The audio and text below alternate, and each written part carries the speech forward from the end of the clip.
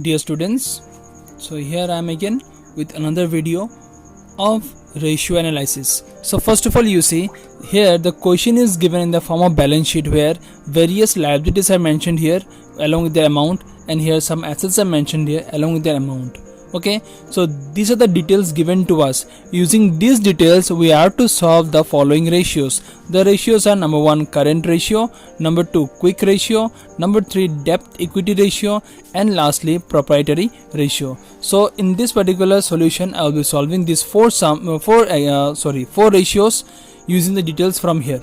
Okay, so let's start our video and the solution. So here you see I wrote here A means first ratio is current ratio. So the formula for current ratio is very simple. It is current assets divided by current liabilities. Now these two details you have to find out from the question. You see in the question you will find out here. Land and building, plant and machinery, these two are fixed assets, so it won't come here. Stock is a current asset, sundry debtor is a current asset, bill receivable is a current asset, cash at bank is also a current asset. So these four entries will come here. You can see I wrote here stock plus debtor plus bill receivable plus cash at bank, because these four are the current assets. And I'll repeat this point once more, that land and building and plant and machinery, they are not current assets, they are fixed assets. Okay, now after current assets, the next thing to find out is current liabilities. So for this purpose we have to go to the liability side of the question. Here it is, you see share capital, general reserve, profit and loss account, these three comes under shareholders fund. 10% debenture, it comes under non-current liability. So the current liability in this particular question are sundry creditor and bills payable, only these two. Okay, so these are the things which will come here. See I wrote here creditor plus bills payable.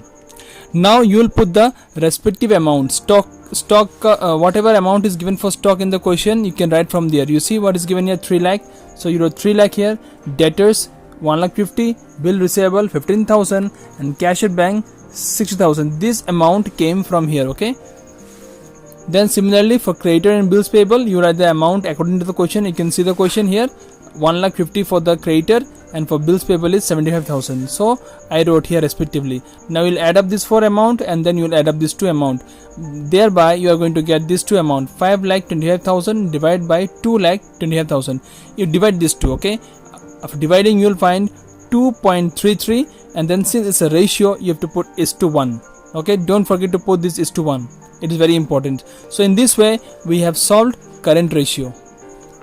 The next ratio is quick ratio. The formula for quick ratio is quick assets divided by current liabilities. Now students, you have to be very careful.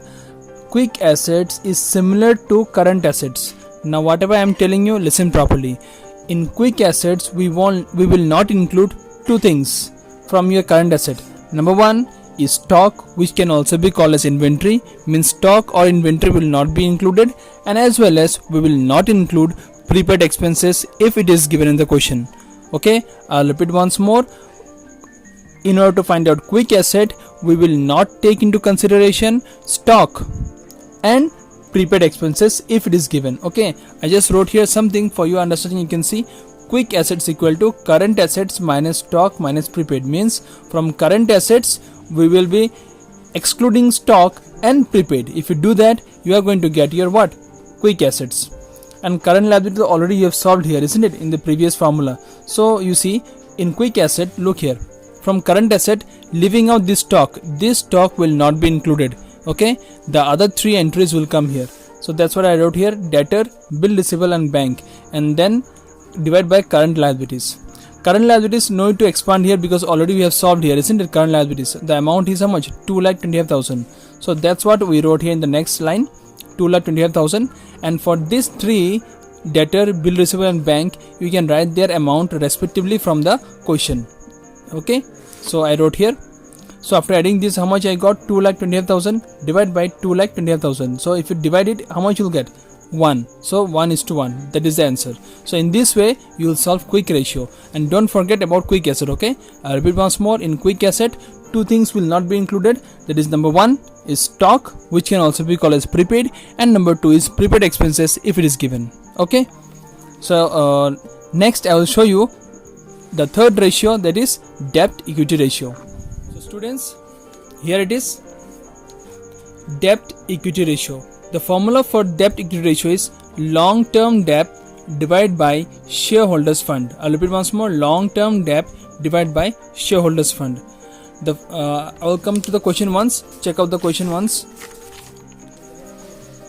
See, these three, if you combine, you will get shareholders fund. Okay, these are your current liabilities. Clear? And this is the one which is known as long term debt, or you can say non current liabilities. So here for long term debt we have only one entry, 10% debenture, and for shareholders fund we need to use this three amount. Okay, so that's what we have done here.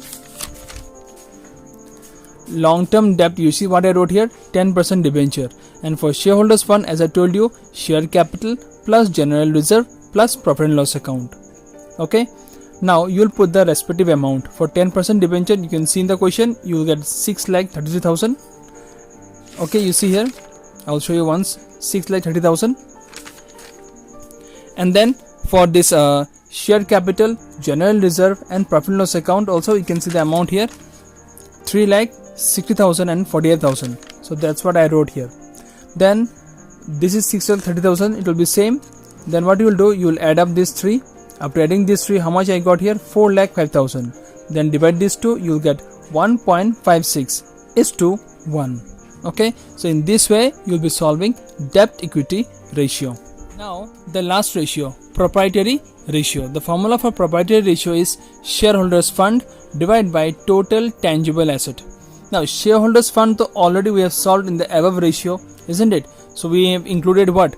You see shareholders fund, what are the things we have included here? Share capital, general reserve and profit and loss account. The same thing we will do here, so no need to solve further, we'll just write the total amount. The total amount we got for shareholders fund was 4,05,000. That's what I wrote here, 4,05,000. Now total tangible asset means basically it's your total asset. See the question once. In your asset you see land and building, plant machinery, stock, debtor, bill receivable and cash at bank. These all are tangible assets. So if you add up this, what is the amount given here? 12,60,000. So this is the amount which you will take. Okay, take a look here what I wrote. Shareholders fund 4,05,000, which I got from here above formula, and total tangible asset is 12,60,000. okay, so this came from here, from the question. Now what you will do is you will divide these two. If you divide these two, you will get 0.32 is to 1. okay, so in that way the proprietary ratio is completed. So I hope you understood this formula. If you have any doubt, you can write in the comment section. I will give you the reply there.